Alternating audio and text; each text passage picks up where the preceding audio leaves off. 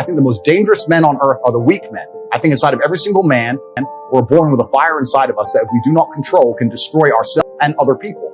And if you look at men who have no emotional control, because that's what they're trying to teach us to have. They're saying, listen, you're a man, you're allowed to just cry all the time and have no emotional control, no stoicism, just react to your emotions. Do you know what happens when you tell men to just react to their emotions? Anger.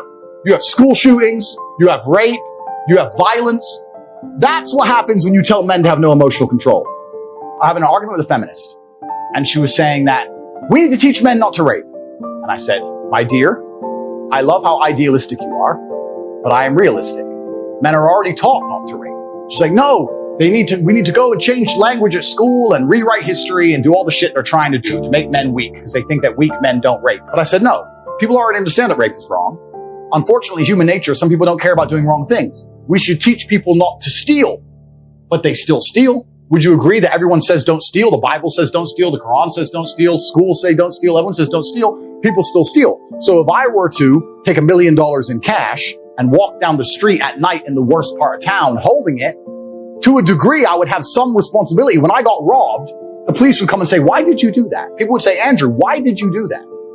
You have to protect yourself from things. You can't just rely on the ideological hope that other people in the world are going to be perfect and infallible, or that the law is going to prevent it. You have to say, no, I can't walk through the ghetto at 2 a.m. with $1 million in cash. I take personal responsibility. She agreed. I said, then by extension, would you agree that the smartest thing a woman can do to prevent rape is not to sit here on a podcast and try and change the way men think and talk about your bullshit, but to take some degree of personal responsibility and not put yourself in dangerous situations? I'm not saying that's going to prevent all rape. I'm not saying that rape is okay. Rapists should be executed. I'm not saying that every single woman who was ever assaulted could have prevented it. I'm not saying any of that. I'm saying the smartest thing a woman can do is say, this is dangerous. Going home with this guy I just met is dangerous. Walking through this area by myself is dangerous. Let me call a taxi. Let me call my brother. Let me go with my husband. Isn't that a more intelligent way to teach women to prevent themselves from being raped, as opposed to telling them you can do whatever you want, walk around in the middle of the night naked, it's no problem, men shouldn't rape, men are the problem? I said, what you're trying to do is illogical. What I'm trying to say will actually prevent rape. So what you're saying, when you're telling girls, do whatever you want, men are the problem, you're convincing women to put themselves in situations where bad things might happen to them.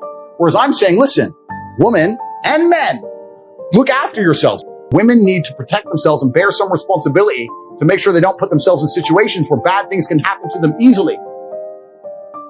I'd like to think that's a pretty logical point.